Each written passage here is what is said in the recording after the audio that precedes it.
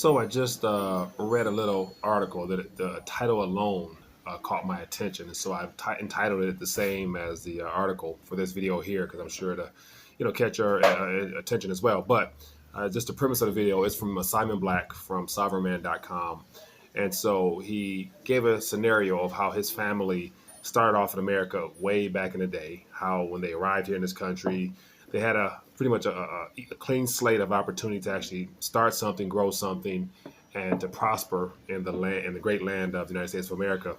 And so, as of now, he was basically painting a picture that's very bleak and somewhat dim for the millennial generation. And so he called off some stats, of which, if you guys are interested, I'll post it below so you can read through it. But it was very entertaining. Simon Black does a good job of always.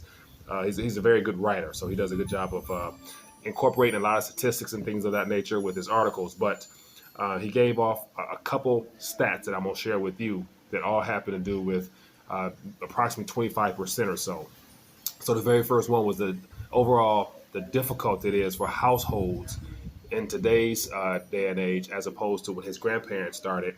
And the stat he threw out for that one was saying that back in the 1950s, when his grandfather was working, he was actually able to support his entire family off of a middle class type of salary. And so that it was approximately maybe, I think it said 25% of families only had one individual working back in that time, or 25% families only require one income or whatever. Whereas in today, fast forward now, it's about 70% of households require dual incomes. And so that 25% to 70, 40, 50, 60 years later, lets you know how bad it might be for the younger generation, i.e. the millennials. And then the next one, he was talking about the same generation of parents who now have kids, their children now, from Zillow, I think it was last year, where statistics for millennials was 25% of all college graduates between the ages of 25 and 36 or something of that nature are back living with their parents. So you have those same parents a couple decades ago were able to support an entire family off of one income. Now their children or their grandkids more likely are living with their parents because they're not able to afford to actually get started in life.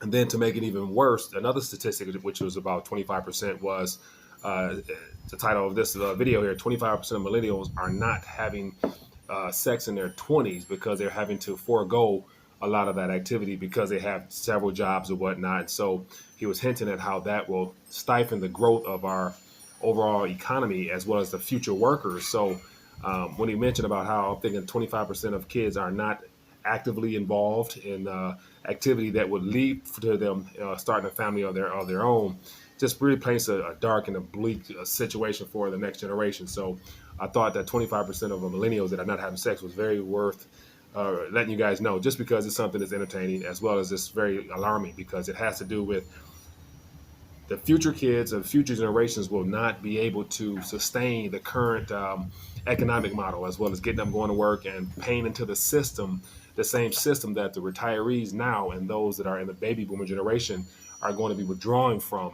So there will come a day where there's a complete stalemate where there won't be enough going into the system from the younger generation, just because those from the older generation will be looking to pull out. So there definitely will come a halt in that. And I believe that time frame from all the things we talked about on the channel is around this time. So definitely, anyway, just want to share a quick take with you guys. Let me know your thoughts. More importantly, take your time to read that article because I think it's very entertaining and Simon Black does a good job. And so other than that, I personally am on the road a little bit, so I'm actually down in Puerto Rico. And so going to do some more quick takes of this nature as well as try to do a live stream and whatnot, see how that goes. But just want to do a quick take, share my thoughts, and more importantly, take a time to read the article there. But other than that, be safe, be blessed. See you guys later. Thanks.